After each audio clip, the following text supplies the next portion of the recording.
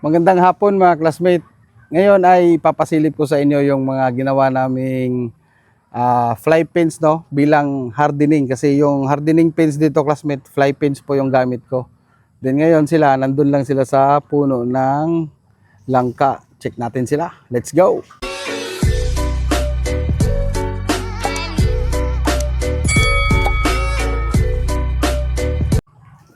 Andyan lang sila mga classmate, oh. Enjoying. Yan. Ito, hindi pa namin i-harvest yan. Yung dalawang yan. Siguro mga 2 to 3 weeks pa. Sagad talaga. Kung pwede, 5 months, 3 weeks, or 6 months, no? As long as na okay pa sila sa range area. Para mas batak na batak. Yun po yung natutunan ko sa kakaikot-ikot din ng mga friends natin na breeders. Ngayon, i-share ko sa inyo mga classmates.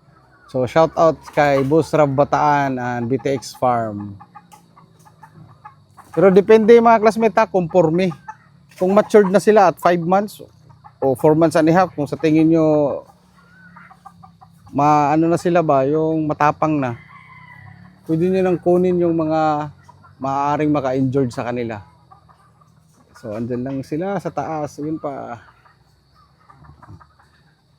Uy, mayroon sa labas, oh. Ay, gwapo to ba. Ito, classmate, oh. Basta may tali, pwede na to. Yan talaga, pwede na yan. Pwede na yan. Medyo maluwang na kasi yung galaan nila. Kaya talagang mag-expand din yung mga muscles nila. Kasi kung saan-saan na sila umiikot-ikot dito eh. Hindi pa to tapos mga classmate ha. Medyo makalat pa, pasensya na kayo. At bumibuelo lang kasi ngayon lang medyo naging okay yung panahon. So ito, harvest, ligo, dilaws, triple D, then oxyred.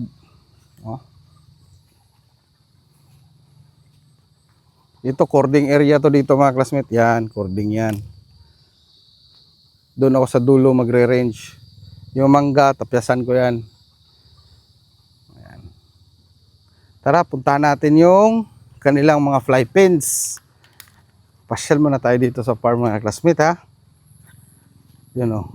May kambing pa o.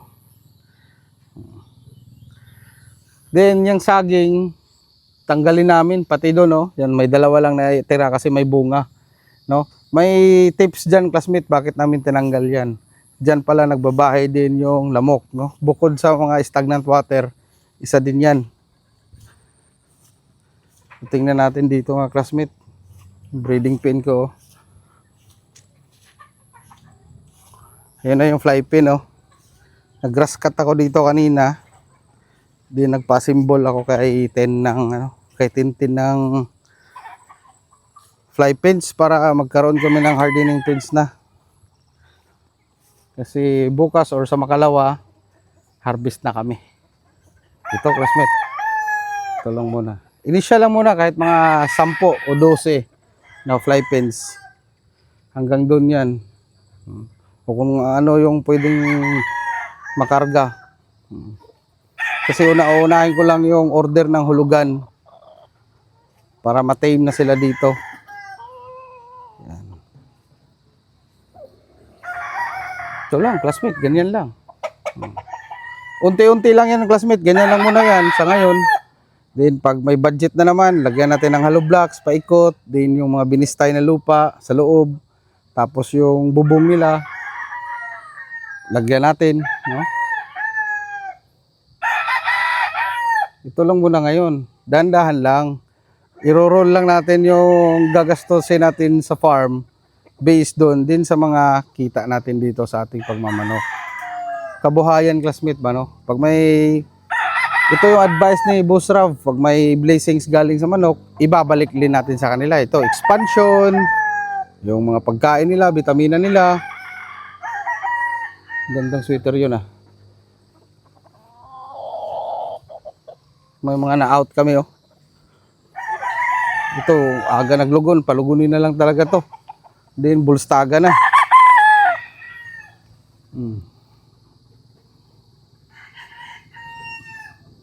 Yan.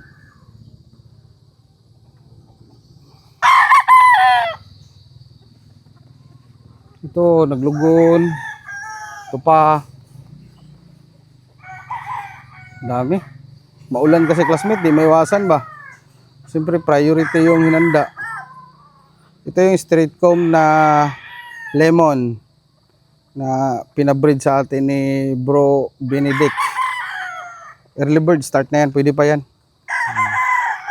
Kasi naglugon siya, tapos bumalik naman na yung kuhan niya. Mabilis lang din bumalik. Balahibo. Then, nag-trim kami ng ano. Kung mapansin nyo mga classmate, medyo masukal to ngayon. Maaliwalas na siya. Pinagtitrim ko. Yan o. Kasi babahayan ng mga lamok. Pero siyempre, nandyan pa yan sila. Kasi wala pa yung mga tao ko. Hindi pa. Ngayon lang kasi medyo umuki yung panahon. Itong kawayan, tanggalin ko na dyan mga classmate.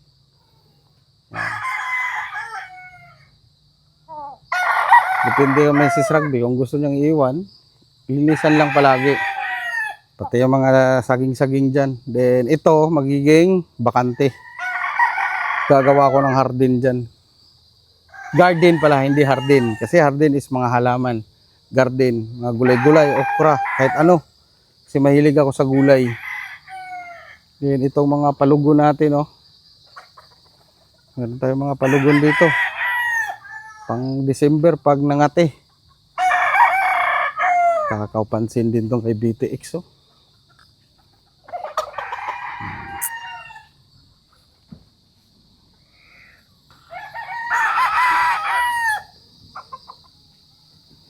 Yan. So hanggang dito na lang muna classmates. More wins, God bless, and mabuhay lahat ng sabongero. Sa excellence, subok na magaling. Number 1. Alright!